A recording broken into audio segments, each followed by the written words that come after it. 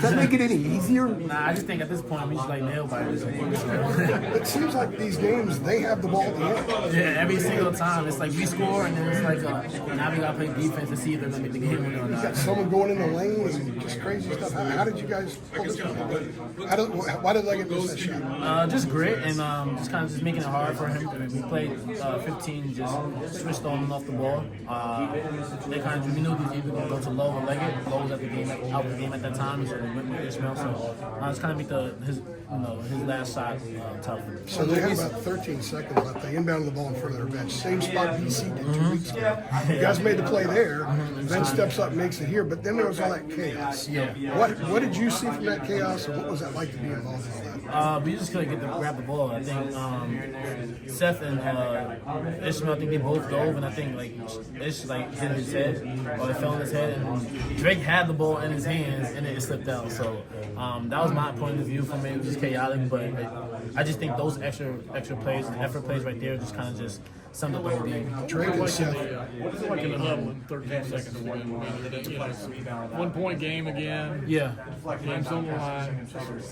We were just saying, Being said anymore. just to get a stop, talk and communicate. HD was like, we're gonna get the stop right now. They're not gonna score, and that was our mindset going to that last possession with 13 seconds left. So it's like kind of just a duel. Then you have the loose ball. Then we had a loose And ball. you got to do it again. Yeah, and I was trying to tell Seth and Drake to get up because they didn't have any more timeouts left. So without laying on the floor, kind of get them a little bit of time to draw up a play. But I love the effort right there because that's what we need. From what you've seen from Ben today, is that something new for this offense, you think? For Ben? Yeah. Yeah, I just think we're just getting him more involved in our offense, and he did a good job of kind of just making his presence be felt today. He set great screens, and then he was able to kind of just finish. And Ben was huge for us. He's part of the reason why we won today. He was able to kind of just make plays after plays throughout the whole game, and definitely a confidence booster for him. Drake What's it going to take to pull this thing out in Clemson on Monday night? Well, we took care of business tonight, and I know it was a quick turnaround, so we just got to recover well, prep for tomorrow, and then prep for Monday. But it's another away game against a really good team, so it's going to take all 40 minutes, all 15 guys to really dial in and be consistent throughout the whole game because we got to go on the stretch right now. Yeah, I mean, you've been down to Clemson a few times and everything. It's always kind of tough down there. Right? Yeah, 100%. I mean, they're just a gritty team. They play really well together defensively, so they're going to make it hard. So we just got to come ready to play the right game. Drake and Seth said, you guys, we're not desperate, but you played like you were desperate. And it showed up in that last sequence. Would you agree with that? Yeah, 100%. And how would you characterize the level of desperation where you guys are at right now? I mean, I think our desperation level is just more so just wanting to win and knowing what's at stake for us. We got maybe 8 or 7 games left in regular season, so we're just trying to make one last push. And one thing about this team is that we're not going to go down without a fight. And I think we're all clear on that. We have the same message. So our mindset is to kind of finish this year out strong and take it one game at a time, and that's the best way you can look at the schedule. And then you guys missed 2 front-ends of 1-1 in the last 15 seconds. You put yourself in a situation that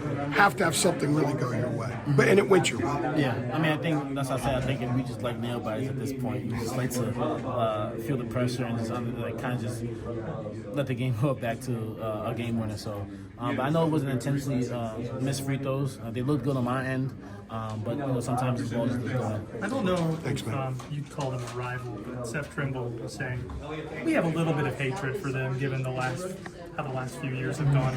You've been here longer than anybody. How would you characterize the battles you've had with Pitt the last 4 or 5 years? Yeah, I mean, it's always a hard-fought game. I mean, playing against them is just they're a really great team. They're gritty, and they're gonna make the game kind of difficult for you to kind of just either come up ball screens or make it hard for to catch the ball. So I never remember they got us twice my junior year, and then playing them last year, and then playing them again in the ACC tournament last year. So those games are always down to the wire, and always look forward to those type of games because it's competitive. So I would just say it's more of like a highly competitive game when we play them. When you get Vin so involved in the paint, how much pressure does that take off of you guys as guards? It makes it easier for us, because they're playing 2 on the ball and me and EC, so we're able to kind of just find Vin. And he did a good job of kind of just making himself available. And that was one of the key emphasis because we knew Pitt switched 1 through 4, sometimes even 15. So we knew once they got a guard on Vin, kind of just punish him down in the paint.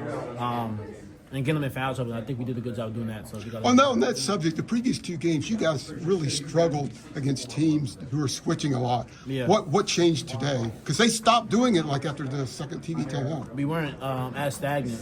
We got the ball moving, and our spacing was a lot better. I think having this week off kind of allowed us to work on that a little bit because I felt like sometimes when we did have a mismatch, our spacing would be like everyone's bunched up on top of each other. So there was no room to make a play.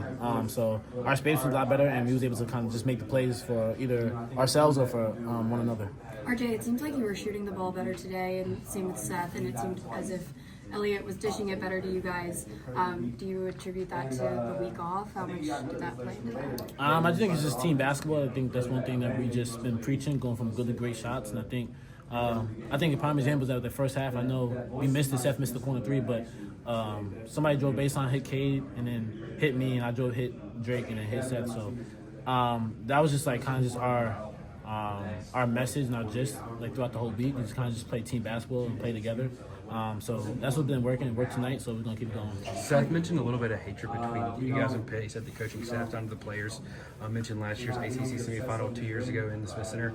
How would you describe that relationship? You guys have some close battles and some intense battles the past couple of years. I would just say it's a highly competitive game. I mean, there's no hatred. I don't really, have any hatred for any team. It's just more so I just go out.